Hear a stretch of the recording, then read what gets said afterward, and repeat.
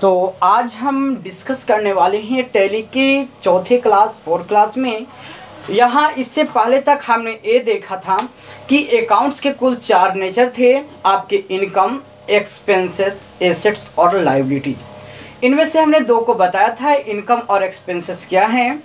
आज हम बताने वाले हैं इस लेक्चर में कि आपको एसेट्स और लायबिलिटीज क्या हैं। इस बात को बिल्कुल ध्यान से आपको देखनी है और समझनी है। एसेट्स का मतलब संपत्तियां होती है, जो कि हमने पहले लिखा था, और ये लायबिलिटीज का मतलब होता है दायित्व।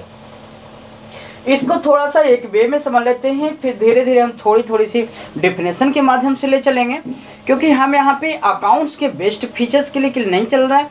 हम यहाँ पे ये सिर्फ दिखाने की कोशिश करें कि आप मार्केट में कैसे काम कर पाएंगे, कैसे किसी चीज़ को समझ पाएंगे कि एंट्री कहाँ पर करने हैं। लेकिन आगे चल के अकाउंट्स थोड़ी सी पढ़ाएंगे, उन अकाउंट्स में हम सारी चीज़ की चर्चा करेंगे कि क्या क्या एसेट्स हैं, एसेट्स को कितने प्रकार से रखा गया है।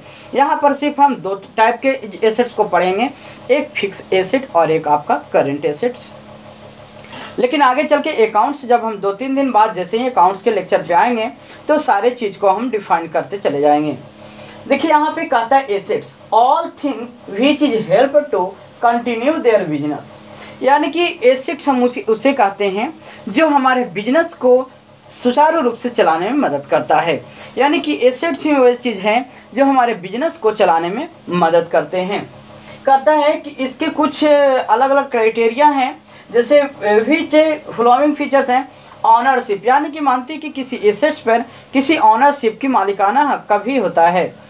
अगर हम कहें तो एसेट्स अगर यूज करते हैं तो उसकी इकोनॉमिकल वैल्यू होती है, यानी कि उस पर कुछ न कुछ डेप्रिसिएशन चार्ज लग जाता है, जिसकी कुछ न कुछ कमियां होने लगती है। ये सारी बातें हम पहले देख चुके थे। हम लोग एसेट्स को यूज करते हैं क्योंकि एसेट्स यूजफुल्स होते हैं। अगर एसेट्स को अगर हम बिजनेस के रूप में चलाएं तो उसको अगर कहें तो ये हमारे से जितने ज़्यादा सेल्स होते हैं, हमारे प्रोडक्शन होते हैं, उतनी ज़्यादा हमारे नाम वगैरह बढ़ती जाती है। अगर हम कहें कि एसेट, तो एसेट्स बराबर अगर एक फॉर्मूला को हम टाइप करें तो आप यहाँ पे लिख सकते हैं एसेट्स, बीच में हम लिख रहे हैं, आपको बीच में लिखने की जरूरत नहीं है, आप अलग से लिख सकते हैं। हम यहाँ पे लिख रहे हैं, ध्यान रखें, assets equality equity equity plus liability. ठीक है, यानी याद रखिएगा assets equal to equity plus liability, ये आपका एसेट। या फिर अगर हम इक्विटी को निकाल लें, अगर मानते हैं यहाँ पर हम इक्विटी को निकाल लें, EQUITY, equity equal to assets minus liability, BILITIES, equity equal to assets minus liability. ये आपका फॉर्मूला होता है, इसके ऊपर निकाल लेते हैं।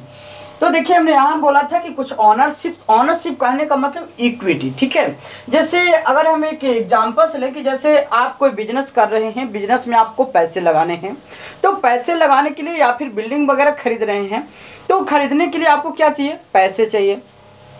उन पैसों को आप कैसे यूज कर सकते हैं? मानते हैं कि हम एक मकान खरीद रहे हैं, ठीक है, मानते हैं सपोर्ट है ये हमारा एक हाउस है, हम एक बिल्डिंग खरीद रहे हैं। इन बिल्डिंग को मानते हैं हम 1 लाख रुपए में, 1 लाख रुपए में या 1 करोड़ रुपए में हम यहाँ पे इसको खरीद रहे हैं। लेकिन 1 करोड़ हमारे पास पैसे नहीं है, तो यहाँ पर हम क्या कर रहे हैं कि हमारे पास मात्र यहाँ पे 20,000 रुपये हैं, या अगर 1 करोड़ कहें तो 20 लाख रुपए हैं, तो ये हमारे पास यहाँ पर हमारा 20 लाख रुपया हमारे पास सेल्फ फंड होगा। ठीक है ना, यानी कि हमने खुद पैसा लगा। तो जो हम खुद पैसा लगा रहे हैं वो हमारा क्या कहलाता है? इक्विटी कहलाता है। ठीक है, जो हम स्वयं जो खुद पैसा लगा रहे हैं वो हमारा क्या कहलाता है? इक्विटी कहलाता है। और मानते हैं कि जो बाकी पैसे अगर इस बिल्डिंग को खरीदने में बाकी जो पैसे वगैरह लेंगे तो हम कहाँ से ले सकते हैं? बैंक्स वगैरह से लोन ले सकते हैं, है ना, या फिर और भी उसी किसी इंस्टीट्यूशन पार्टी वगैरह जो ऐसे होंगे जो लोन्स वगैरह देते होंगे, तो हम उनसे लोन लेंगे। तो जब लोन लेंगे तो हम इस रूल को अगर चलते हैं, assets equality equity plus liability. ठीक है, तो एसेट्स मानते कितने के हैं? हमारे 1 लाख की। अगर इक्विटी हमने कितना लगाया, मानते हैं कि 20,000 रुपये हमने लगाया, 20,000 हमने लगाया, तो लाइबिलिटीज हमारी कितनी होगी, कितनी की हो जाएगी, 80,000 की। ठीक है, तो ये हमारे यहाँ पर है। अब अगर मानते हैं कि एक बिल्डिंग से हमने लिया और उससे हमने इनकम जनरेट किया और हर साल कुछ न कुछ हम चाहा कि जो हमारे लोन्स वगैरह हैं हम पहले उसी को पे कर देते हैं। यदि आप उसी को पे कर देते हैं तो आपकी धीरे धीरे लाइबिलिटीज़ क्या होती है, धीरे धीरे समाप्त होने लगती। लाइबिलिटीज आप लोग समझ रहे होंगे ना, दायित्व, यानी कि यदि आप किसी से लोन वगैरह लिए होंगे तो लोन का पैसा आपको चुकाना होगा ना आगे चल के। इसलिए तो जो जैसे जैसे आप मानते हैं कि पैसा चुकाते जाएंगे वैसे वैसे क्या होगी कि आपकी इक्विटी बढ़ती जाएगी। मानते हैं कि 1 साल बाद आपको प्रॉफिट जो है बिजनेस में 20,000 रुपये की है। ठीक है, 20,000 की आपको मानते हैं कि प्रॉफिट हुई। आप चाहते हैं कि जो प्रॉफिट हुए सब काट छाट के क्यों ना हम लोन में पे कर दें। तो लोन में अगर पे करते हैं तो 1 लाख की एसेट्स में आपका 20,000 रुपये ये था और 20,000 रुपया आपके लाइबिलिटी में ऐड हो गए। तो पहले हमें कितने पे करने थे, 80,000। अब यदि हम 20,000 को पे कर देंगे तो कितने बचेंगे हमारे, तो हमारे बच जाएंगे 60,000 रुपये। तो 60,000 में ये 20 प्लस 20 आपके ऐड हो जाएंगे, 20 प्लस 20 प्लस 80 माइनस 60। ठीक है ना, 80 माइनस आपके 20, क्योंकि अगर आप इनको पे कर रहे हैं तो आपका ऑनरशिप क्या हो रहा है, बढ़ रहा है। ठीक है ना, अगर मानते हैं कि आप किसी को लोन जो लिए हैं आप उनको पे कर रहे हैं तो आपका इक्विटी क्या होगा, आपका सिर्फ क्या होगा, बढ़ जाएगा। यानी अभी आपका वैल्यूएशन 20,000 का था, वो आपका कितना का हो जाएगा, 40 लाख का, यानी कि 40,000 का। तो ये आपका 40,000 हो गया और कितना बच गया, आपका लोन देना कितना बच गया, तो 80 में से 20 गया 60,000। इस प्रकार से धीरे धीरे अर्निंग होती रहेगी और अर्निंग के बाद ये सारे चीज़ को क्या होगा कि धीरे धीरे वैल्यूएशन हमारा घटते जाएगा। तो ये हम छोटी सी वीडियो के तहत ये बता दिए, क्योंकि लाइबिलिटीज़ क्या होते हैं ये भी हम आगे देखेंगे और हम यहाँ पे नॉर्मल बेसिक बिल्कुल बेसिक डिफिनेशन के साथ चलेंगे और सारे चीज़ को हम यहाँ पे बताएंगे। और इसके नॉर्मल जो लेक्चर्स हमारे टैली का है, इन टैली के लेक्चर्स के बाद हम अकाउंट्स के ऊपर आएंगे और अकाउंट्स में भी हम सारे चीज़ को एक एक करके डिफाइन कर देंगे और उसमें हम आपको क्लियर कर देंगे। यदि 2-3 तरह के टाइप्स अगर आपके सामने आ जाते हैं तो आपको क्या होते हैं कि आपको बिल्कुल सारी चीज़ क्लियर होते जाएंगे, डाउट क्लियर होते जाएंगे और आपको कभी भी काम करने में किसी तरह की परेशानी नहीं होगी। तो इतने आपने देखा। इसके बाद हम कहते हैं कि आपको एसेट्स कितने प्रकार के होते हैं, 2 तरीकों के। ठीक है, एक आपका होता है करंट एसेट्स और एक होता है आपका फिक्स एसेट। फिक्स एसेट्स को क्या बोलते हैं हम लोग, नॉन करंट एसेट भी बोलते हैं। ठीक है, फिक्स एसेट्स को हम लोग नॉन करंट एसेट्स भी बोलते हैं। अब किसे कहते हैं करंट एसेट्स, किसे कहते हैं नॉन करंट एसेट, चलिए हम देखते हैं अगले स्लाइड्स में।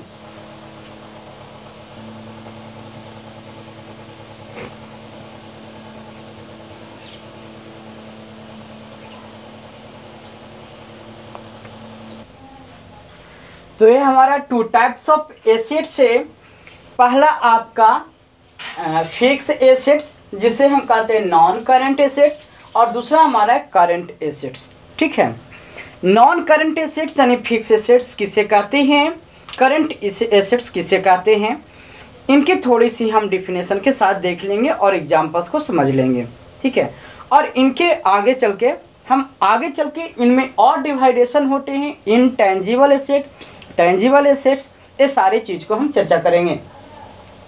देखिए कहता है फिक्स एसेट्स क्या होता है, तो यानी वैसी संपत्ति जिसे लॉन्ग टर्म के लिए यूज किया जा रहा हो। ठीक है, जैसे मानते हैं, और साथ में एसेट जो होता है हमेशा क्या करता है, फ्यूचर में कैश फ्लो करता है, कैश को बनाता है। जैसे मानते हैं कि हमारे पास एक मोबाइल से हैं, हमने मोबाइल को बेचा, तो बेचने के बाद कुछ न कुछ हमारे क्या होते हैं, एसेट्स प्राप्त होते हैं। लेकिन वैसे एसेट्स जो 1 साल बाद तक के लिए हम लोग यूज करते हैं, 1 साल बाद के लिए चलता हो, तो ये हमारा कौन सा एसेट्स हो जाता है, फिक्स एसेट। क्योंकि फिक्स एसेट्स को हम क्या करते हैं कि लॉन्ग टर्म के लिए यूज करते हैं। ठीक है,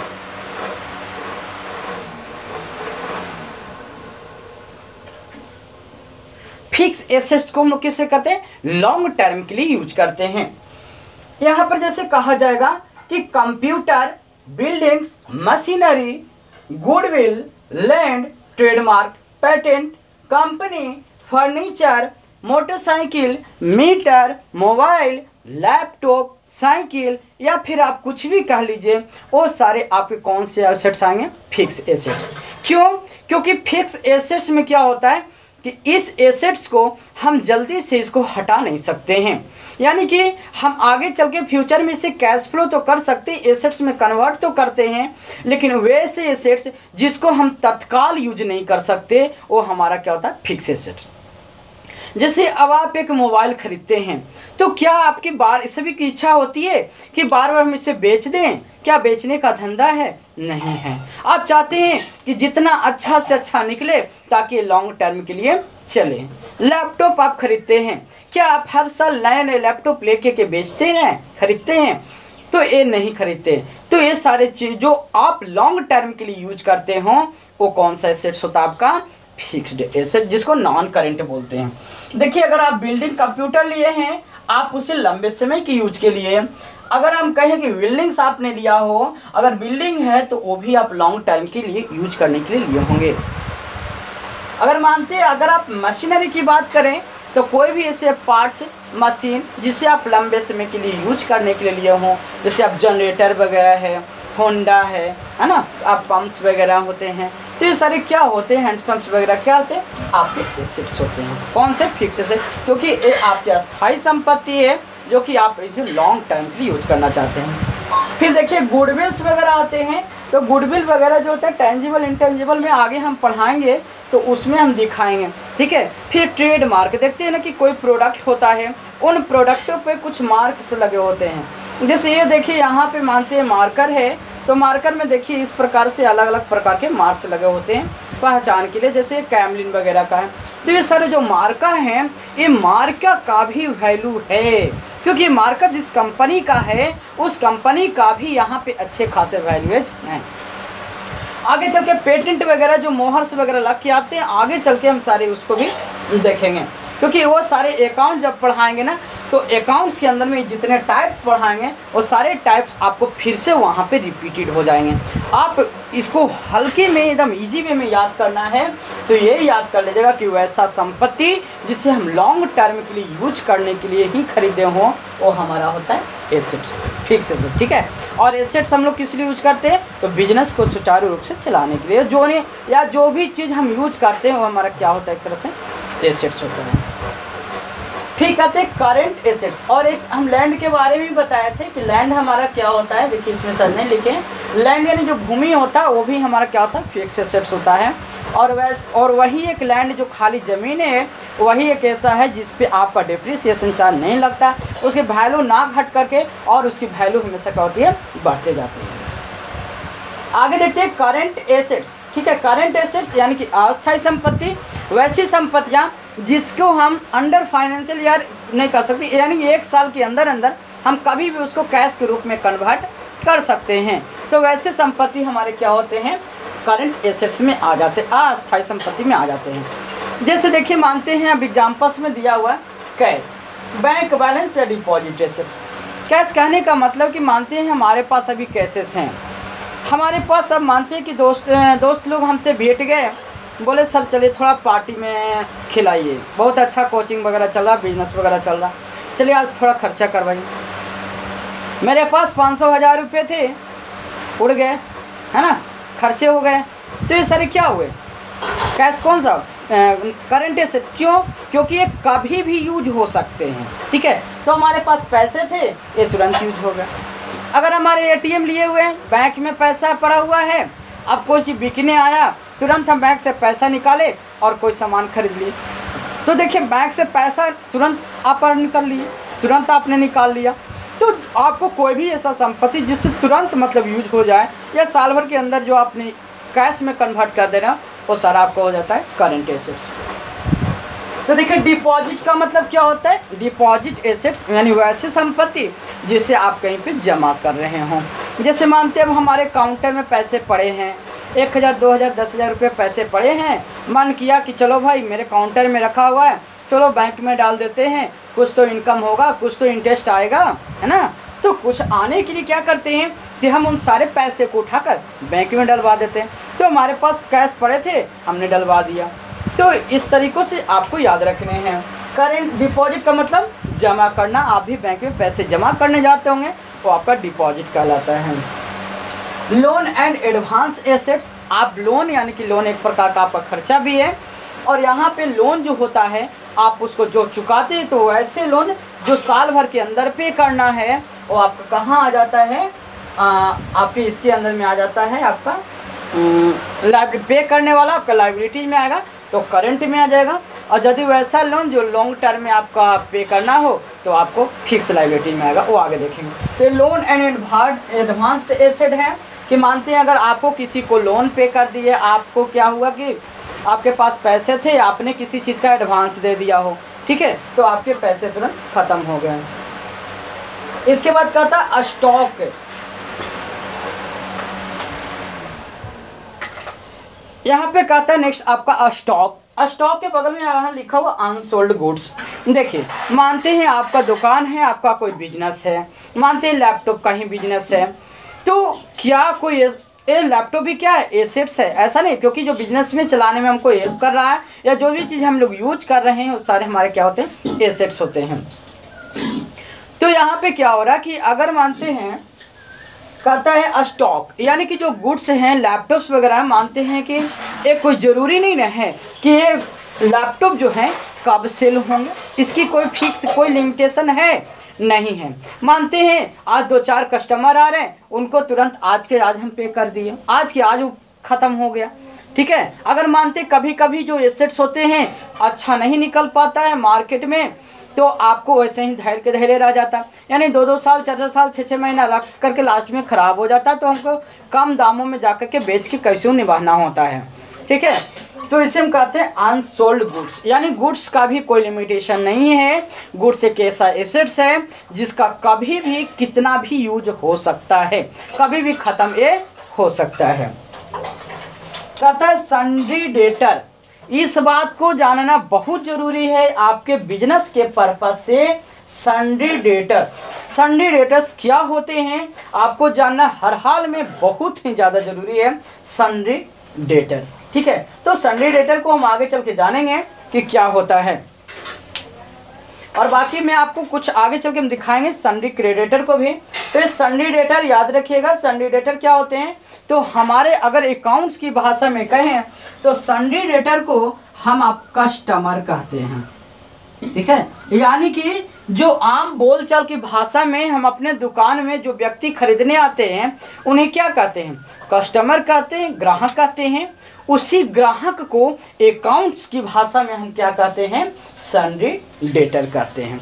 इस बात को भूलना नहीं है, क्योंकि अगर आप टैली में काम कर रहे हो, किसी बिजनेस सॉफ्टवेयर पे काम कर रहे हो, तो ये बहुत ही पॉपुलर शब्द है आपका सन्ड्री डेटर, जिसको हम आम बोलचाल की भाषा में कस्टमर यानी ग्राहक कहते हैं, लेकिन अकाउंट्स की भाषा में उसे क्या बोला जाता है, सन्ड्री डेटर। और सन्ड्री डेटर आपका जो है, कोई भी नाम को ले लीजिए, राम श्याम मोहन, जो भी हमारा कस्टमर है वो हमारा सन्ड्री डेटर के अंदर में आएगा। अब देखिए, जैसे मानते हैं कि हमारा लैपटॉप का दुकान है, हम खरीद के लाते हैं गया से, मेरा दुकान है मखदूमपुर में, ठीक है। तो अगर मानते हैं कि अगर ऐसा है नहीं, लेकिन अगर मान के चलते मेरा मखदूमपुर में दुकान है, तो अगर हम गया से खरीद के ला रहे हैं, तो गया वाले जो पर्सन हुए उनके लिए मैं क्या हुए, ग्राहक हो गया, और हम जिसको बेच रहे हैं वो हमारे लिए ग्राहक हो रहा है। यानी कि हमेशा जिस व्यक्ति से जो व्यक्ति कोई सामान को खरीदता हो, किसी बिजनेस का धंधा हो और उसे खरीद रहा हो, तो उसे हम क्या कहते हैं, सन्ड्री डेटर्स। उसी को अकाउंट एंड आम बोलचाल की भाषा में क्या कहा जाता है, कस्टमर कहते हैं। इसके बाद है बिल्स रेसिवेबल। बिल्स रेसिवेबल्स कहने का मतलब कि अगर मानते हैं कि हमें किसी को कोई चीज़ पे करना है, जैसे मानते हैं और ये भी हमारा क्यों आता है सन्ड्री डेटर। अच्छा, ये हमने समझा कि सन्ड्री डेटर मतलब क्या है, तो ग्राहक है, लेकिन सन्ड्री डेटर को करंट एसेट्स में क्यों रखा गया है, क्योंकि सन्ड्री डेटर्स को जब हम उधार वगैरह देते हैं बिजनेस में, तो उनको 2 महीने 4 महीने 8 महीने का समय देते हैं। और साल भर के अंदर जो है कोशिश करते हैं कि इनसे पैसे को ले लिया जाए। यानी संडे डेटर के द्वारा हम कभी भी पैसे उनसे ले सकते हैं, इसलिए संडे डेटर को कहाँ रखा गया है, करंट एसेट्स में। इसके बाद बिल्स रेसिवेबल। बिल्स रेसिवेबल अगर कहें तो अगर मानते हैं मैं किसी को पैसे देने हों, हमने तत्काल उसे पैसे दे दिए, तो ये सारे किस में आएंगे, रिसीवेबल्स में। एक रिसीवेबल में आपको दो चीज़ होते हैं, एक रिसीवेबल और एक आपको हो जाते हैं पेबल। रिसीवेबल का मतलब होता है कि हमें किसी से कोई चीज़ प्राप्त करने हैं, और पेबल्स का मतलब होता है कि हमें किसी को कुछ देना है। जैसे अब हम लोग को सैलरी को, हमें स्टाफ लोग को सैलरी देने हैं, तो किस में आएगा, पेबल में आ जाएगा, है ना। यानी कि ये हमारे जो पेबल्स होते हैं, ये आपको जो पैसे यूज होते हैं सैलरी वगैरह देने में स्टाफ लोगों को, तो ये कभी भी यूज हो सकता है। या देखते हो ना, कोई भी मजदूर होता है, कोई काम करता है, बोलता है सर हमको 100 रुपया दे दीजिए, 200 रुपया दे दीजिए, मंथली में से काट लीजिएगा, क्या होता है, तो कभी भी आपकी यूजेज होते रहते हैं। तो ये सारे आपको क्या होते हैं, करंट एसेट्स में आ जाते हैं। तो इस बात को ध्यान रखिएगा कि फिक्स एसेट्स यानी कि वैसा एसेट्स जिसका यूज हम लोग लॉन्ग टर्म के लिए करते हैं वो आपका फिक्स एसेट, और यदि हम शॉर्ट टर्म के लिए करते हैं तो हमारा क्या होता है, करंट एसेट। अगर आपसे अब कोई पूछ दे कि अच्छा बताइए फैन क्या है, तो फैन आपका क्या हो जाएगा, तो ये आपका फिक्स एसेट्स हो जाएगा, है ना। अगर मानते हैं कि अब टीवी आप घर में लाए हैं, तो टीवी कौन सा एसेट्स आपका हो जाएगा, तो आपका फिक्स एसेट्स हो जाएगा। मानते हैं मेरे पास 2000 रुपया कैश पड़े हुए हैं, कौन सा एसेट्स हो जाएगा, करंट एसेट्स हो जाएगा, क्योंकि करंट एसेट्स को कभी भी हम उसे यूज कर सकते हैं। तो हमने ये थोड़ी सी पॉइंट्स आपको एसेट्स के बारे में देखा, आप इसे स्क्रीनशॉट ले लीजिए, और आगे का पॉइंट हम अभी लायबिलिटीज़ को आपको दिखाएंगे, और लायबिलिटीज़ के बाद यहाँ इसके चारों जो अकाउंट्स का नेचर हैं उनको हम इस प्रकार से बताएंगे। और बताने के बाद थोड़ी थोड़ी सी बताने के बाद आगे हम फिर से एक बार याद रखिएगा, फिर से हम एक बार इसको रिपीट करेंगे, नेचर ऑफ अकाउंट्स को फिर से पढ़ाएंगे, जिसमें आपको अकाउंट्स कितने प्रकार के होते हैं, कौन कौन से अकाउंट्स होते हैं, उनके क्या क्या रूल्स होते हैं, वो सारे हम पढ़ाएंगे। और अगर आप इन सभी को याद रखेंगे तभी वो अकाउंट्स का रूल आपको इजी वे में समझ में आएगा, ठीक है। तो आप यहाँ पे इन सभी को आज लीजिए स्क्रीनशॉट। अब हम चलते हैं उसके बाद नेक्स्ट स्लाइड की ओर।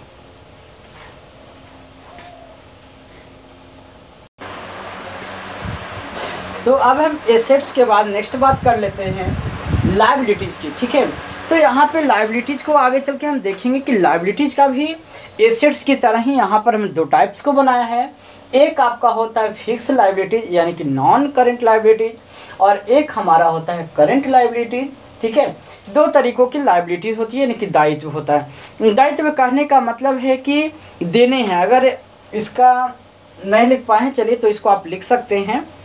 लायबिलिटीज़ को हम बोल देते हैं, लायबिलिटीज़ का एग्जाम डिफिनेशन आप लिख सकते हैं, ऑल अमाउंट्स, ठीक है, all amounts which is payable other than is called liability. यानी कि कोई ऐसा लायबिलिटीज, कोई ऐसा दायित्व जो हमें किसी को कुछ पे करने हो, हमने मानते किसी से उधार पैंचा लिया हो और हमें उसे पे करने हैं, तो ये हमारे क्या होते हैं, लायबिलिटीज होते हैं। इसी लायबिलिटीज में कुछ ऐसे लायबिलिटीज, कुछ ऐसे दायित्व होते हैं जो हमें तुरंत के तुरंत या किसी समय सीमा के अंदर में हमें पेमेंट करने होते हैं। कुछ ऐसे लायबिलिटी, कुछ ऐसे दायित्व होते हैं जिनकी कोई समय सीमा नहीं होती या फिर लॉन्ग टर्म के लिए होता है।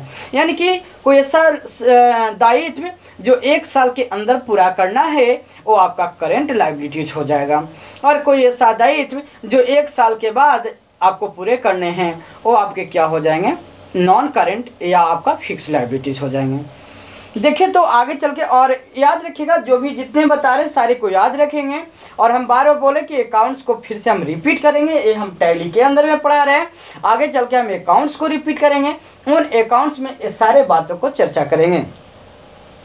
देखिए पहला हमारा फिक्स लायबिलिटीज हमने लिया, यानी कि कोई ऐसा लायबिलिटी, कोई ऐसा दायित्व जिसका क्या होता है ना कि हमको अंडर करंट कोई ऐसा लायबिलिटी जिसको हमको कोई चीज़ देने हो तो उसको देने के लिए कोई समय सीमा नहीं है, या तो फिर बहुत लॉन्ग टर्म के लिए है, ठीक है। तो उससे हम क्या बोलते हैं, फिक्स लायबिलिटी। जैसे मानते हैं अब पिताजी या दादाजी से या घर परिवार से अगर आप कर्ज वगैरह लिए हों, तो ऐसा नहीं है कि आपको पे करने हैं, तो लेकिन पे करने के लिए आपको ये बरेरी प्रेशर नहीं दे रहा है कि हमको तुरंत के तुरंत दे ही दो, ठीक है ना।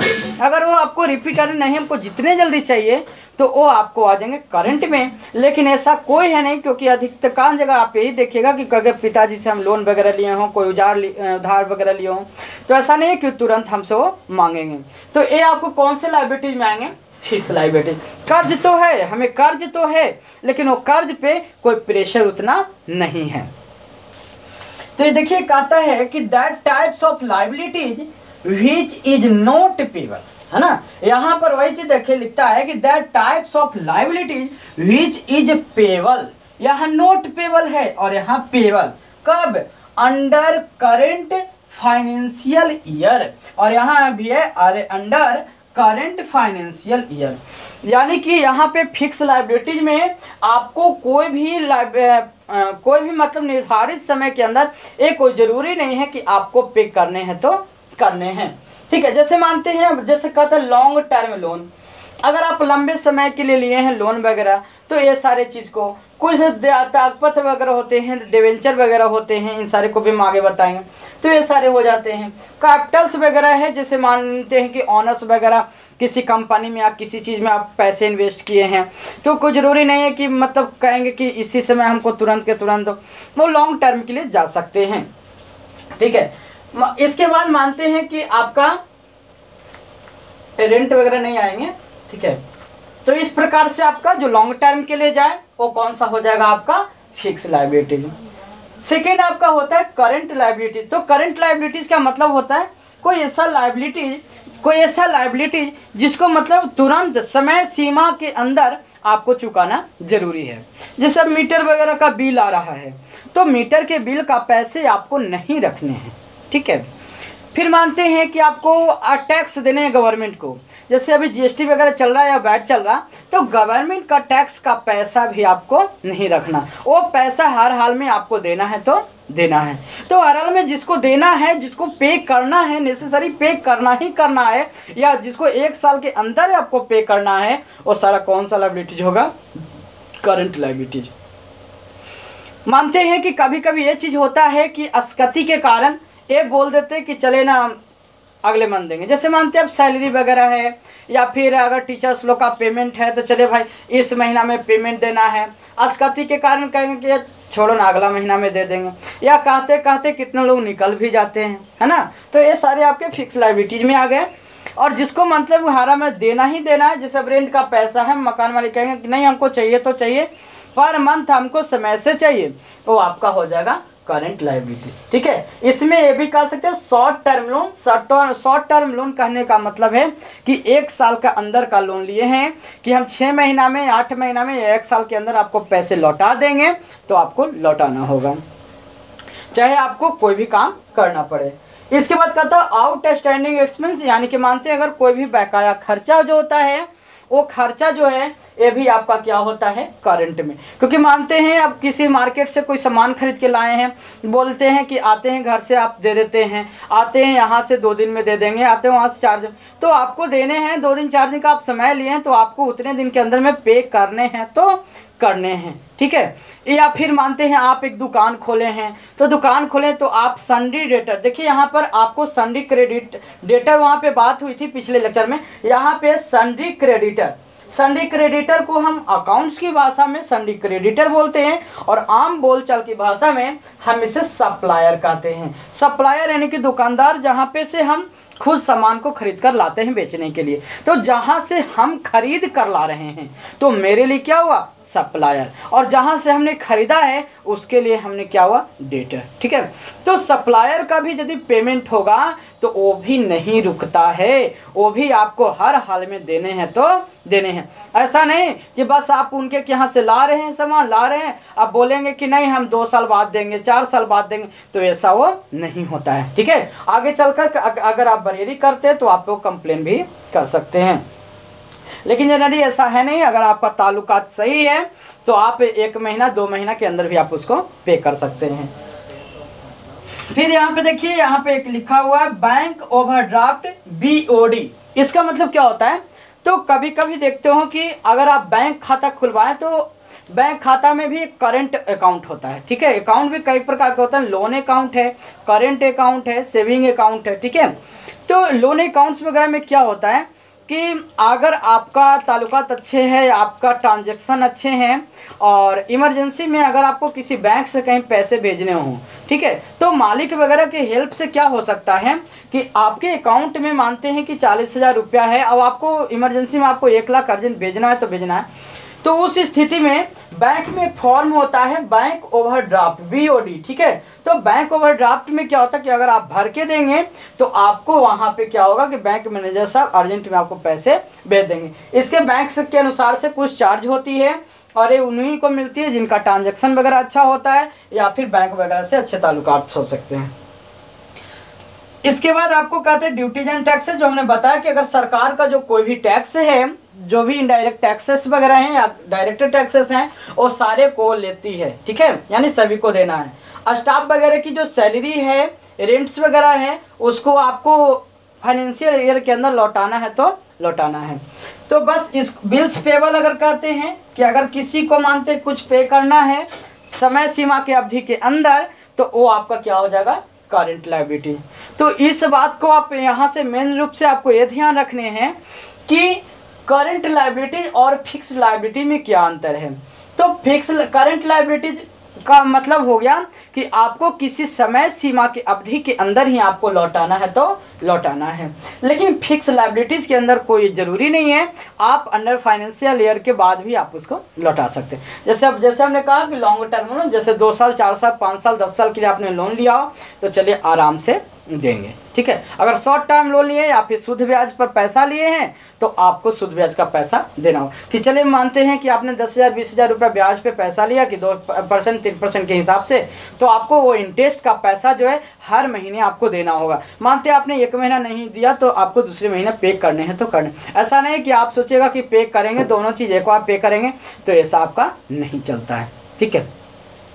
तो ये आपको जो 4 आपको नेचर ऑफ अकाउंट्स के जो 4 पॉइंट्स है, आपको एक्सपेंसेस जो ऐसे जो खर्चे होते हैं हमारे पास से जो पैसे जाते हैं वो हमारा एक्सपेंसेस हो जाता है। इनकम्स का मतलब होता है जो हमारे पास पैसे आते हैं वो इनकम्स होता है, ठीक है।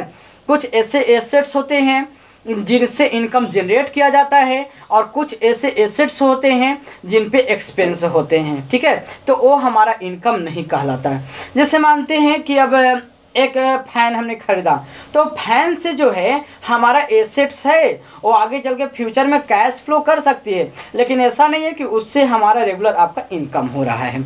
मानते हैं कि घर है, एक हम लोग घर में रह रहे हैं, तो घर पे अगर हम खर्चा कर रहे हैं तो हमारा एक्सपेंसेस है, लेकिन अगर उस घर से हम लोग को इनकम्स हो रहे हैं तो हमारे एसेट्स में आ जाएंगे, ठीक है। तो इन सभी बातों को भी देखने होंगे क्योंकि अकाउंट्स के अंदर जो है कॉमर्स पढ़ने वाले स्टूडेंट जो है इन सभी बातों को अच्छे से समझते होंगे, जानते होंगे, ठीक है। तो ये सारी बात, लेकिन कभी कभी कुछ लोग जो होते हैं बस पास करने से मतलब रखते हैं, समझने से मतलब नहीं रखते हैं, तो ये सारे लोगों को आगे चल के दिक्कत होती है। लेकिन हमारा कहना है कि अगर आप कोई चीज़ पढ़ें तो ऐसा पढ़ें कि कम से कम उसे समझ में आए और आगे चल के लोगों को समझाएं भी।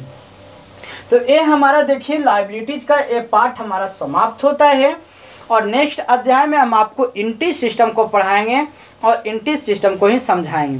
तो ये सारे चारों पॉइंट्स आपको पते हो गए होंगे। आपको ये सारे को एग्जाम्पल्स आप जरूर याद रखिएगा कि सन्डी डेटर सन्डी क्रेडिटर क्या होते हैं, आपको बैंक ओवरड्राफ्ट क्या होते हैं, ठीक है, डिवेंचर क्या है, प्रॉपर्टीज़ क्या है, एसेट्स है क्या है, गुडविल क्या है, आपको फैन क्या है, लैंड क्या है, बिल्डिंग मशीनरी क्या है, लैपटॉप्स क्या है, एक किसके एग्जाम्पल्स हैं, इस सारे बातें को आपको ध्यान देनी होगी, ठीक है। तो हम बहुत ही जल्दी आपको रेगुलर क्लासेस आपको बरकरार है, बस आपका इंतज़ार है तो लाइक्स की और लोगों को बढ़ाने की इंतज़ार है, ठीक है।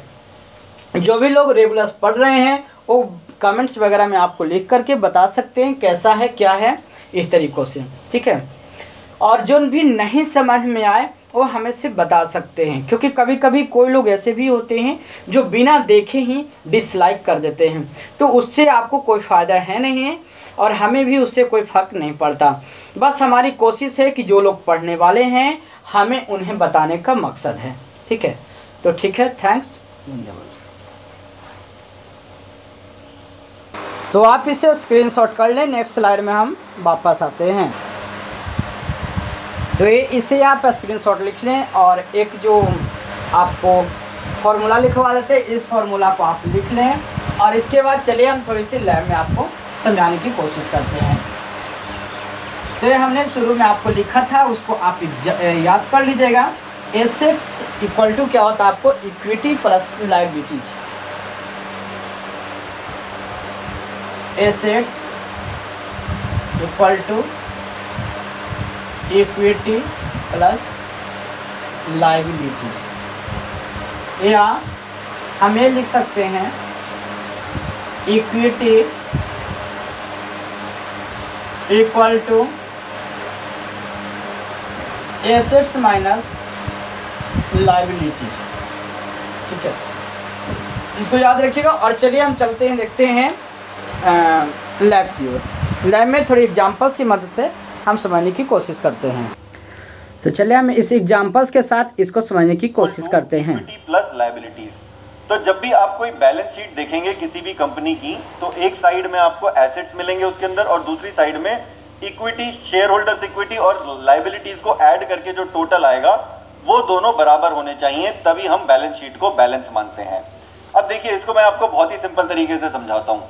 मान लीजिए आप कोई एसेट खरीदना चाहते हैं, लेट से आप कोई प्रॉपर्टी खरीदना चाहते हैं। आपकी जो प्रॉपर्टी की कीमत है लेट से 1 करोड़ रुपए है। अब आपके पास पूरे 1 करोड़ रुपए तो है नहीं, लेट से आपके पास 20 लाख रुपए कैश पड़े हैं, तो आप 20 लाख रुपए सेल्फ फंड कर देते हैं और बाकी का जो 80 लाख रुपए है वो लोन ले लेते हैं। तो ये जो 80 लाख का आपने लोन लिया, ये हो गई आपकी लायबिलिटीज, और ये जो आपने सेल्फ फंड किया ये बेसिकली हो गई आपकी इक्विटी। तो ये इक्विटी फंड से पैसा आ गया। तो इक्विटी फंड कहां से आता है, या तो ओनर से आता है या किसी इन्वेस्टर से आता है। तो उसको भी हम थोड़ा सा और डिटेल में देखेंगे जब बिजनेस केस देखेंगे। अब हम पहले इनकी डेफिनेशन समझ लेते हैं कि इक्विटी, एसेट्स और लायबिलिटीज की एग्जैक्ट डेफिनेशन क्या होती है। तो एसेट एक ऐसा रिसोर्स होता है जो कोई भी इंडिविजुअल या कंपनी उसको कंट्रोल करती है, जो आपको फ्यूचर कैश फ्लो जनरेट करने में हेल्प करता है। फॉर एग्जाम्पल, ये प्रॉपर्टी को अगर आप रेंट पे देंगे तो आप लॉन्ग टर्म में इससे रेंट कमा सकते हैं, तो फ्यूचर कैश फ्लो मिल रहे हैं आपको, और आप इस एसेट को खुद ही कंट्रोल कर रहे हैं। भले ही आपके पास 100% ओनरशिप नहीं है, क्योंकि आपने 80% तो लोन लिया है, तो बैंक का भी एक क्लेम है, बट धीरे धीरे जैसे जैसे आप लोन उतारते जाते हैं तो वो आपके पास ओनरशिप भी पूरी की पूरी आप ही के पास आ जाती है। अब दूसरा होता है आपकी लायबिलिटीज। तो लायबिलिटीज क्या है, आपकी ऑब्लिगेशंस है किसी भी इंडिविजुअल या कंपनी की। तो ऑब्लिगेशंस क्या है, अब मान लीजिए ये आपने 80 लाख का लोन लिया है, तो आपकी ऑब्वियसली ऑब्लिगेशन है, ये आपको पे बैक करना होगा। तो इसी तरीके की लोन के अलावा भी आपकी ऑब्लिगेशंस हो सकती हैं। हो सकता है आपने किसी से कुछ उधार लिया हो कंपनी के अंदर, वो आपको पे ऑफ करना होगा। इसी तरीके से लायबिलिटीज अलग अलग तरीके की होती हैं। अब लास्टली बात आती है इक्विटी की। तो इक्विटी को कई बार लोगों के लिए इमेजिन करना थोड़ा सा मुश्किल हो जाता है, क्योंकि एसेट्स तो आप फिजिकली देख सकते हैं कि क्या एसेट्स हैं, लायबिलिटीज भी आपको पता ही है कि मैंने कितना लोन लिया है। तो इक्विटी में कई बार लोग कंफ्यूज हो जाते हैं। तो इक्विटी क्या है, ये आपकी रेजिडुअल ओनरशिप है। जब आप अपनी लायबिलिटीज माइनस कर देते हैं एसेट्स में से, तो वो आपकी इक्विटी बचती है। तो जब भी आप इक्विटी सुनेंगे, आप एक चीज याद रखिए कि वो आपकी ओनरशिप है। तो equity is equal to ownership, आप बस ये याद रखिए।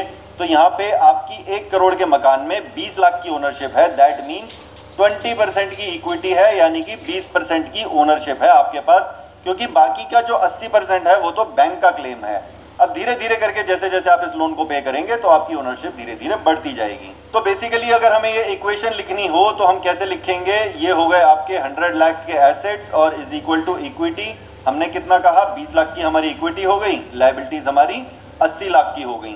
तो अगर हमें उल्टा भी लिख सकते हैं, हम इक्विटी कैलकुलेट करनी हो तो हम कैसे करेंगे, एसेट्स माइनस लायबिलिटीज करेंगे। तो हम 100 लाख माइनस अगर 80 लाख कर देते हैं तो हमारी इक्विटी निकल के आ जाती है, वो है 20 लाख, या फिर 20% हमारी ओनरशिप हो गई। अब इक्विटी को हम नेटवर्थ भी कहते हैं, तो आपने कभी कंफ्यूज नहीं होना है। तो नेटवर्थ भी एसेट्स माइनस लायबिलिटीज, आपके पास जितने भी एसेट्स हैं उसमें से आप अपनी टोटल लायबिलिटीज माइनस कर दीजिए। आप अपनी इंडिविजुअल नेटवर्थ भी निकाल सकते हैं, आप एक कंपनी की नेटवर्थ भी निकाल सकते हैं। सिमिलरली हम इसको नेट एसेट्स भी बोलते हैं। तो इक्विटी आप सुने, नेटवर्थ सुने, नेट एसेट सुने, सब एक ही बात है। अगर मैं आपकी मान लीजिए इंडिविजुअल की बात करूं, लेट से आपके पास 1 करोड़ की तो ये प्रॉपर्टी है, और लेट से आपके पास 2 करोड़ की एक और प्रॉपर्टी है, और वो आपके पास लेट से 100% पेड है, उसके अंदर आपने पूरा का पूरा लोन चुका रखा है। तो आपकी नेटवर्थ कितनी हुई? आपकी 2 करोड़ की यहां से नेटवर्थ निकल के आई, प्लस 20 लाख की आपकी यहां से इक्विटी निकल के आई, तो 20 लाख और ऐड कर देंगे आप। तो ये हो गई आपकी प्रॉपर्टी 1 और ये हो गई आपकी प्रॉपर्टी 2। तो आपकी टोटल नेटवर्थ कितनी हुई? 2 करोड़ प्लस 20 लाख यानी कि 2.2 करोड़। तो इस तरीके से आप अपनी इंडिविजुअल की टोटल नेटवर्थ भी निकाल सकते हैं और किसी कंपनी की भी टोटल नेटवर्थ निकाल सकते हैं। चलिए, ये तो बात हो गई, मैंने आपको एक प्रॉपर्टी का एग्जांपल दे दिया। अब हम बिजनेस की बात कर लेते हैं। मान लीजिए आप एक ये रेस्टोरेंट स्टार्ट करना चाहते हैं, और लेट से इसमें आपको जो टोटल एसेट्स में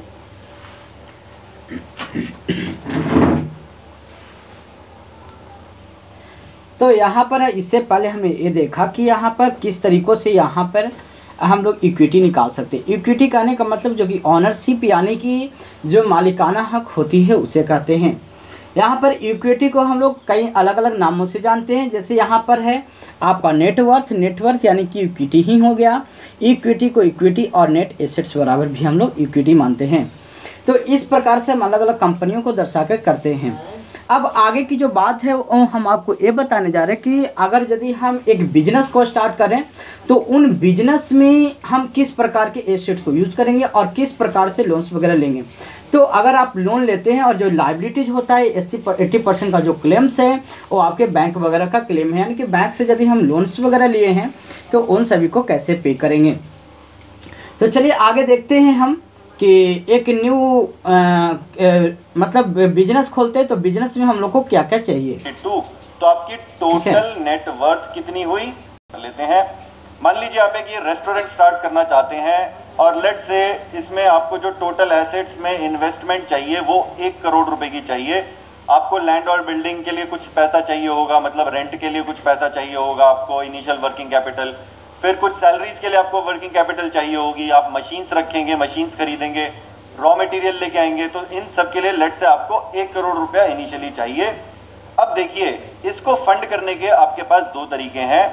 एक तो हो गया आपके पास इक्विटी फंड। अब ये इक्विटी फंड कहां से आता है? या तो ओनर्स ये पैसा डालते हैं या फिर इन्वेस्टर्स इक्विटी में पैसा डालते हैं।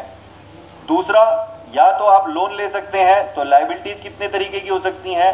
एक तो लेंडर से आप पैसा ले सकते हैं, यानी कि बैंक्स हो गए या आपके फाइनेंशियल इंस्टीट्यूशंस हो गए। दूसरा, आपके क्रेडिटर्स हो सकते हैं। आप जैसे जो भी रॉ मटेरियल खरीदते हैं तो वो आप उधार पे ले सकते हैं इस रेस्टोरेंट के अंदर, तो वो पैसा लेकिन आपको वापस करना होगा, तो वो भी आपकी लायबिलिटी बन गई। तो अब हम क्या करेंगे, एक एग्जांपल लेके चलेंगे, हम इसके अंदर इक्विटी निकालने की कोशिश करेंगे अपनी। तो मान लीजिए आपने ये एसेट्स 100 लाख के एसेट्स खरीदे और लेट से आपके 80 लाख की लायबिलिटी बन गई। 80 लाख का आपने लोन ले लिया ये 100 लाख के एसेट्स खरीदने के लिए, और ये हम बात कर रहे हैं ईयर 0 की। अब हर साल ये पोजीशन चेंज हो सकती है। तो इस साल ईयर 0 में जब आपने ये पैसा लगाया इनिशियली, तो आपकी इक्विटी का कितना पैसा आया? 20 लाख। तो आपने 1 करोड़ के एसेट्स खरीदे, जो 80 लाख के तो आपने लोन ले लिए और 20 लाख आपने ओनर्स ने या इन्वेस्टर्स ने डाल दिया। अब लेट से ईयर 1 1 साल के बाद अब ये रेस्टोरेंट आपको 10 लाख का प्रॉफिट कमा के देता है। तो अब आप कहते हैं कि मैं सबसे पहले तो अपना लोन उतारूंगा। तो आप क्या करते हैं, यहाँ पे अपना 10 लाख का लोन उतार देते हैं। ये 80 लाख में से 10 लाख गया तो आपका 70 लाख का लोन बच जाता है। तो यहाँ पे हम मान लेते हैं कि कोई डेप्रिसिएशन नहीं है, सिंप्लीफाई करने के लिए। तो आपके assets as it is 100 lakh हैं, और आपकी अब इक्विटी कितनी हो गई? 100 - 70 30 लाख हो गई। तो बेसिकली आपने ये जब 10 लाख का लोन उतारा तो वो आपकी इक्विटी बढ़ गई, आपकी ओनरशिप बढ़ गई। अब आपकी ओनरशिप यहाँ पे 30% हो गई। मान लेते हैं उसके अगले साल आपका 30 लाख का प्रॉफिट आता है, तो अब आप इसमें से 70 लाख में से 30 लाख और पे कर देते हैं, आपकी 40 लाख की लायबिलिटी रह जाती है। 100 लाख में से आप 40 घटाते हैं, अब आपकी 60 लाख की ओनरशिप हो गई ईयर 2 के बाद। और थर्ड ईयर के अंदर लेट से आपको पूरा 40 लाख का प्रॉफिट आता है और ये पूरी की पूरी लोन जो है आपने ये पूरा क्लियर कर दिया आपने, तो ये हो गया जीरो, एसेट्स आपके 100 लाख, इक्विटी कितनी हो गई आपकी 100 लाख, तो आपकी 100% ओनरशिप हो गई यहाँ पे। अब एक और सिनेरियो ले लेते हैं, एक साल का और 50 लाख का प्रॉफिट आता है लेट से उसके अगले साल, तो अब क्या होगा, अब लायबिलिटीज तो आपकी जीरो है, अब ये जो 50 लाख है सीधा सीधा आपका एसेट्स के अंदर ऐड हो जाएगा, क्योंकि कैश भी तो एक एसेट है, तो ये कैश की फॉर्म में इसके अंदर ऐड हो जाएगा, तो आपकी इक्विटी भी बढ़ती जा रही है, एसेट्स भी बढ़ते जा रहे हैं। तो अब आप जितना भी पैसा कमाते जाएंगे आपके एसेट्स बढ़ते जाएंगे। तो हमने यहाँ पर ये समझा कि यहाँ पर इक्विटी जो है यानी कि ऑनरशिप जो है या फिर सेल्फ फंडिंग में जो भी आप पैसे लगा सकते हैं वो आपके यहाँ पर ऑनरशिप में। लायबिलिटीज में जो कहा जाता है कि आप किसी और से जो मदद लेते हैं यानी जो आप पैसे लेते हैं, या तो आप लेंडर से ले सकते हैं यानी बैंक्स वगैरह से ले सकते हैं, या फिर सन्डी क्रेडिटर होते हैं यानी कि जो हम अभी कुछ देर पहले आपको बोर्ड पे समझाया था कि जो सप्लायर्स होते हैं, जो दुकानदार होते हैं, आप उनसे भी कुछ समय के लिए जो है आप उनसे एसेट ले सकते हैं और उनसे जब आपको प्रॉफिट होगी तो आप उनको पे करेंगे या फिर उनको पैसे को आपको पे करने होंगे। या कोई एक ऐसा बैंक इंस्टीट्यूशन जहाँ पे आपको लोन वगैरह प्रोवाइड कराती हो तो वहाँ पे सब जिनसे हम पैसे लेंगे वो हमारे लायबिलिटी तरफ आ जाएंगे। अब यहाँ पे देखिए इन सारी चीज़ को एक एक करके आपको समझाया गया है कि यहाँ पर मानते हैं कि इक्विटी है और इक्विटी बराबर एसेट्स माइनस लायबिलिटी, यानी कहा जाता है कि जैसे जैसे हमारे इक्विटी बढ़ेंगे वैसे वैसे हमारी लायबिलिटीज क्या होती घटते जाएगी। अगर हमारे यहाँ पे सेल्फ फंडिंग के रूप में यहाँ पर टोटल मानते हैं कि 100 लाख यानी कि 1 करोड़ की एक बिजनेस स्टार्ट करें, 1 करोड़ में हमारे पास मात्र 20 लाख रुपए की सेल्फ ऑनरशिप थी। तो इन 20 लाख रुपए में हमने क्या किया कि 100 लाख की जो एसेट थी उनमें 20 लाख रुपए तो हमने लगाया, तो कितने लायबिलिटीज बचे, तो 80 लाख। क्यों? क्योंकि 80 लाख हमने किसी से और मदद लिए और 20 लाख हमने स्वयं लगाया, तो 80 लाख और 20 लाख कितने हो गए 1 लाख। और इस बात को ध्यान रखिएगा कि assets equality equity plus liability, यानी कि ये दोनों हमेशा क्या होने चाहिए, इक्वल होने चाहिए। अगर इसको मानते हैं कि 0 साल में ए रेशियो है और अगले साल में मानते हैं कि कंपनी से जो हमने बिजनेस स्टार्ट किया है उन बिजनेसों में 10 लाख का प्रॉफिट हो गया, ठीक है। तो यदि प्रॉफिट हुआ तो हमने सोचा कि यदि हम ये पैसे को कहीं अलग खर्च ना करके अगर हम जिनसे हम पैसे लिए उनको अगर लौटा देते हैं तो हमके ऊपर से हमारे ऊपर से क्या होता है, हल्का सा बोझ कमेगा। जब हल्का बोझ कमेगा क्या किया हमने कि उनको बैंक्स को जिनसे हमने लोन्स वगैरह लिए थे उनको हमने 10 लाख रुपए क्या कर दिए, लौटा दिए।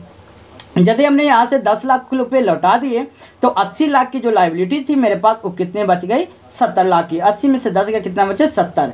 लेकिन जैसे जैसे लायबिलिटीज हमारी घटेगी वैसे वैसे हमारी इक्विटी क्या होगी, बढ़ते जाएगी। यानी जितनी हमारी लायबिलिटीज घटेगी उतनी इक्विटी क्या होगा, हमारे उसमें प्लस होंगे। यानी 10 लाख आपने यहाँ पे किया लायबिलिटी में तो 10 लाख यहाँ पे क्या हो गए, ऐड हो गए। तो 20 लाख और 10 लाख कितने हो गए आपके, पहले साल में 30 लाख। नेक्स्ट ईयर में बात करते हैं तो सेकेंड ईयर में जो था वहाँ पे क्या हुआ कि आपको 30 लाख की प्रॉफिट हुई। यदि 30 लाख की प्रॉफिट हुई तो इसमें अगर मानते हैं आप पे फिर से करते हैं तो 70 लाख में से आप 30 लाख पे करते हैं तो आपको कितने बच जाती है, 40 लाख की आपको लायबिलिटी बच जाती है, ठीक है। लायबिलिटी के सामने में चला तो 40 लाख की लायबिलिटी बच जाती है। इन 40 लाख में क्या करते हैं कि आपको 100 लाख में से आपको 40 लाख क्या हो चुके हैं, पे हो चुके हैं। आपको टोटल कितने हो चुके हैं, तो 30 लाख ये प्रॉफिट हुआ जो कि हमने लायबिलिटी में पे कर दिया, 40 लाख हमें और देने के लिए बच रहे हैं। तो हमने बताया जैसे जैसे लायबिलिटी पे करेंगे उतने ज़्यादा लायबिलिटी आपको क्या होगी, इक्विटी में ऐड होगा। अगर आपने 30 लाख की प्रॉफिट यहाँ पे किए तो 30 लाख यहाँ इसके अंदर में क्या हो गया, बढ़ गए। यानी कि आपकी ऑनरशिप जो है हमेशा क्या होते जाएगा, बढ़ते जाएगा। अगर आपके पैसे का जो है मेंटेनेंस होते चला जाएगा आपका इक्विटी बढ़ते चला जाएगा। नेक्स्ट बात करते हैं कि अगर 40 लाख की प्रॉफिट हुई तो 40 लाख में क्या हुआ कि हमने 40 लाख पे कर दिया तो हमारे लायबिलिटीज क्या हुई, 0। यानी कि देखिए 100 लाख हमारी इक्विटी हो गया और हमारा एसेट्स कितने का 100 लाख का, यानी 1 करोड़ की जो संपत्ति हमने यूज़ किया 1 करोड़ के हमें प्रॉफिट हो। और यदि इसके बाद अगर हर साल हमें मानते हैं कि इसके बाद अगर हर साल हमें क्या हो रहा है कि अगर कुछ और प्रॉफिट हो रहे हैं तो वो सारे किस में कन्वर्ट हो रहे, कैश ही तो हैं, एसेट्स हमारे कैश ही भी तो है, ठीक है। तो आगे चल करके जो है हमारी ओनरशिप और धीरे धीरे क्या होगी, बढ़ती जाएगी। इसके बाद हम आगे चल के आप देखेंगे नेक्स्ट स्टेज में, नेक्स्ट पार्ट में कुछ और अलग विधि से। 0, तो ये हो गया आपका बेसिक कंसेप्ट। अब हम इसको थोड़ा सा और एक्सपैंड करें तो चलिए देखते हैं। ये होती है हमारी बेसिकली बेसिक इक्वेशन। अब मैं पहले भी आपसे डिस्कस कर चुका हूं कि एसेट्स हमारे बिजनेस के अंदर अलग अलग तरीके के होते हैं। इक्विटी भी मल्टीपल तरीके की होती है, लायबिलिटी भी मल्टीपल तरीके की होती है। तो अगर मैं ब्रॉडली आपसे बात करूं तो एसेट्स होते हैं हमारे करंट एसेट्स और नॉन करंट एसेट्स। अब करंट एसेट्स कौन से होते हैं, जिनको आप कैश के अंदर कन्वर्ट कर सकते हैं 1 साल के अंदर अंदर, वो होते हैं आपके current asset. Non current asset होते हैं जिनको आप कैश के अंदर 1 साल के बाद कन्वर्ट कर सकते हैं। मान लीजिए कुछ फिक्स्ड एसेट है, लैंड एंड बिल्डिंग है, ठीक है, उससे आपको फ्यूचर में बेनिफिट आएगा, आप उसको इमीडिएटली बेच नहीं सकते, तो वो हो गए आपके नॉन करंट एसेट। और करंट एसेट का अगर मैं आपको एग्जांपल दूं तो इन्वेंट्री होती है बिजनेस के अंदर, तो रॉ मटेरियल होता है आपका, वर्क इन प्रोग्रेस इन्वेंट्री होती है, वेयर हाउस के अंदर फिनिश गुड्स पड़े होते हैं, ये सारे होते हैं आपके करंट एसेट जिनको आप बेच के कैश इमीडिएटली 1 साल के अंदर ले सकते हैं। नॉन करंट एसेट का मैंने आपको बेसिकली बता ही दिया है, एग्जाम्पल जैसे लैंड प्लस बिल्डिंग हो गई, राइट, आपकी बेसिकली मशीन्स हो गई, तो ये सारे एग्जाम्पल्स हैं नॉन करंट एसेट्स के। अब टाइप्स ऑफ एसेट्स के ऊपर मैं एक डिटेल्ड वीडियो ऑलरेडी बना चुका हूं, तो आप वो वाला वीडियो मेरा देख सकते हैं। इसके बाद हम बात करते हैं लायबिलिटीज की। तो लायबिलिटी भी सिमिलरली आपकी करंट और नॉन करंट होती हैं। तो जो लायबिलिटीज, जो भी लोन्स और लायबिलिटीज आपको 1 साल के अंदर देनी है वो हो गई आपकी करंट लायबिलिटीज, और जो 1 साल के बाद की लायबिलिटी बनती है वो आपकी हो गई नॉन करंट लायबिलिटीज। अब इनके ऊपर भी मैं वीडियोस बना चुका हूं। करंट लायबिलिटीज अब कितने तरीके की होती हैं, तो आप मेरा करंट एसेट्स और करंट लायबिलिटीज वाला वीडियो देख सकते हैं। बात करते हैं इक्विटी कितने तरीके की होती है, तो ब्रॉडली 2 तरीके की इक्विटी होती है, एक होती है कॉमन इक्विटी, एक होती है प्रेफर्ड इक्विटी। प्रेफर्ड इक्विटी कौन सी होती है, मान लीजिए आपके कुछ फ्रेंड्स और फैमिली मेंबर्स हैं, फ्रेंड्स या फैमिली, उनसे आपने कुछ पैसा लिया और उनको कहा कि भाई मैं खुद रिटर्न्स लूं या ना लूं, पहले मैं तुमको रिटर्न दूंगा, इसीलिए उसको हम प्रेफर्ड इक्विटी कहते हैं। या फिर ये आपके कुछ स्ट्रैटेजिक पार्टनर्स भी हो सकते हैं जिनको आप कुछ प्रेफर्ड स्टॉक दे देते हैं इनिशियली, और आप कहते हैं कि भाई मैं रिटर्न्स बाद में लूंगा, मैं रिटर्न्स पहले आपको दूंगा, इसीलिए हम उसका नाम भी प्रेफर्ड इक्विटी रखते हैं। दूसरी होती है कॉमन इक्विटी, मतलब जिनको रिटर्न्स सबसे लास्ट में मिलेंगे वो होती है आपकी कॉमन इक्विटी। अब कॉमन इक्विटी के अंदर क्या क्या होता है, एक होती है आपकी इक्विटी शेयर कैपिटल, जो आप इनिशियल कैपिटल से जो बिजनेस स्टार्ट करते हैं। दूसरा, जब आप कमाते जाते हैं हर साल इनकम स्टेटमेंट में से प्रॉफिट मिलेगा आपको, राइट, तो आप जितना भी ऑपरेशन से पैसा कमाएंगे उसमें से टैक्स जब भर देंगे तो आपके रिजर्व्स एंड सरप्लस बचते हैं, वो आपके कॉमन इक्विटी के अंदर ऐड होते जाते हैं।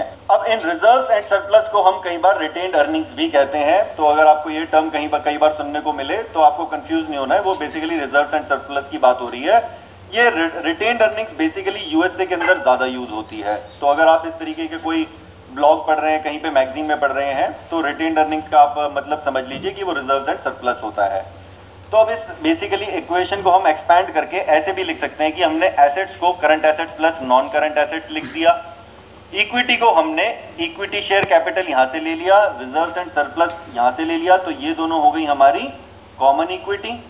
फिर हमने प्रेफर्ड इक्विटी ऐड कर दी उसके अंदर, उसके बाद लायबिलिटीज में हमने करंट लायबिलिटीज और नॉन करंट लायबिलिटीज ऐड कर दी।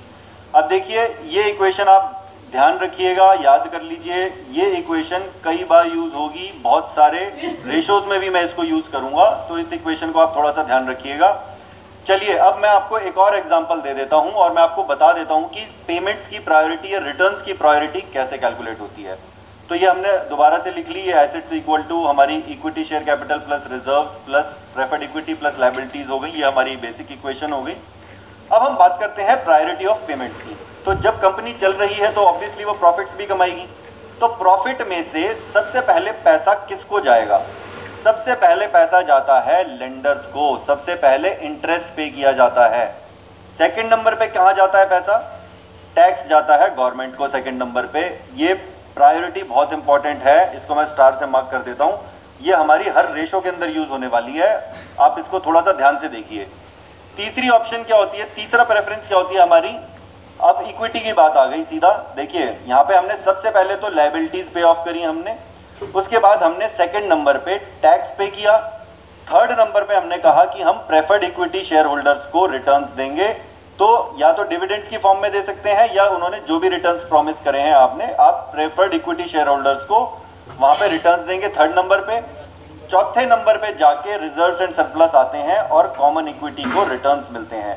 अब ये रिजर्व्स और सरप्लस जो है ये बेसिकली आपके डिविडेंड्स की तरह भी आप इसको डिस्ट्रीब्यूट कर सकते हैं या फिर इसको रिटेन्ड अर्निंग्स की फॉर्म में पैसा री इन्वेस्ट कर सकती है कंपनी, अपने ही बिजनेस के अंदर एक्सपैंड कर सकती है। तो बेसिकली आपका शेयर का प्राइस बढ़ जाएगा, आपको उस तरीके से रिटर्न्स मिल जाएंगे अगर आप एक कॉमन इक्विटी शेयर होल्डर हैं तो। चलिए इसका हम एक एग्जांपल भी ले लेते हैं। मान लीजिए ये एक इनकम स्टेटमेंट है, तो अब मैं पूरा डिटेल में नहीं जा रहा हूं इस इनकम स्टेटमेंट में, हम सीधा यहाँ पे आते हैं ऑपरेशंस प्रॉफिट की बात करते हैं हम। ऑपरेशनल प्रॉफिट होता है आपका ये EBIT, तो ये सारे आपके रेवेन्यू में से कॉस्ट ऑफ गुड्स सोल्ड निकला तो ग्रॉस प्रॉफिट आ गया, उसके अंदर से आपने मार्केटिंग सेल्स और ऑफिस एंड एडमिन एक्सपेंस निकाल दिया तो आपका EBITDA आ गया, फिर आपने डेप्रिसिएशन और अमोर्टाइजेशन निकाल दिया तो आपका EBIT आ गया। अब EBITDA और EBIT के ऊपर मैं ऑलरेडी एक डिटेल वीडियो बना चुका हूँ, आप वो वाला देख सकते हैं, उसमें आपको ये सारा एक्सप्लेनेशन समझ में आ जाएगा। तो EBIT हो गया हमारा ऑपरेटिंग प्रॉफिट, यहाँ पे मैं लिख देता हूँ। तो ऑपरेटिंग प्रॉफिट आपका जितना भी ऑपरेशन से आपको प्रॉफिट आया बेसिकली कंपनी में, उसके बाद आप क्या करेंगे, हमने क्या कहा था, सबसे पहले आप इंटरेस्ट पे करेंगे। तो 20 लाख का लेट से इंटरेस्ट पे कर दिया, लेट से इस कंपनी ने 20 लाख कुछ लोन लिया है जिसका टोटल इंटरेस्ट एक साल का 20 लाख जाता है, तो आपका बेसिकली प्रॉफिट बिफोर टैक्स निकल के आ गया 60 लाख। फिर आप सेकंड नंबर पे टैक्स देते हैं तो ये गवर्नमेंट को 18 लाख का टैक्स चला गया, आपके पास बचा नेट प्रॉफिट। अब लेट से 42 लाख में से आप कुछ पैसा तो प्रेफर्ड इक्विटी में देते हैं और कुछ पैसा आप रिजर्व एंड सरप्लस में दे देते हैं। तो अगर हम यहाँ पे प्रायोरिटी वाइज जाएं तो बैंक को आपने पहले नंबर पे दिया 20 लाख रुपए, सेकंड नंबर पे गवर्नमेंट को मिल गया 18 लाख रुपए। अब ये जो 42 लाख रुपए का नेट प्रॉफिट बचा, लेट से आपने प्रेफर्ड शेयर होल्डर्स को डिविडेंड्स बांट दिए 12 लाख रुपए के, बाकी का जो फोर्थ नंबर पे जो बाकी का पैसा बचा वो आपका रिजर्व एंड सरप्लस में चला जाएगा। ये 30 लाख आपके कॉमन इक्विटी के लिए शेयर होल्डर्स में बट जाएंगे, या तो एज डिविडेंड्स कंपनी बांट सकती है इसको या फिर उसको रिटेन्ड अर्निंग की फॉर्म्स में अपने पास रख सकती है और उस पैसे को री इन्वेस्ट कर सकती है अपने बिजनेस के अंदर। चलिए अब हम एक रियल एग्जांपल। तो इन सभी तरीकों से हम एक स्टेटमेंट के माध्यम से सारे चीज़ बैलेंस शीट वगैरह देख सकते हैं, ट्रायल बैलेंस वगैरह निकाल सकते हैं, इसकी ग्रॉस प्रॉफिट वगैरह निकाल सकते हैं। इन सभी चीज़ों को फिलहाल हमें शॉर्ट वे में एक वीडियो की सहायता से बताया है, लेकिन आगे चल करके इन सभी चीज़ को हम स्टेप बाय स्टेप जब पढ़ना सीखेंगे, एंट्री वगैरह करने सीखेंगे तो सारे चीज़ को ईजी वे में सीखेंगे।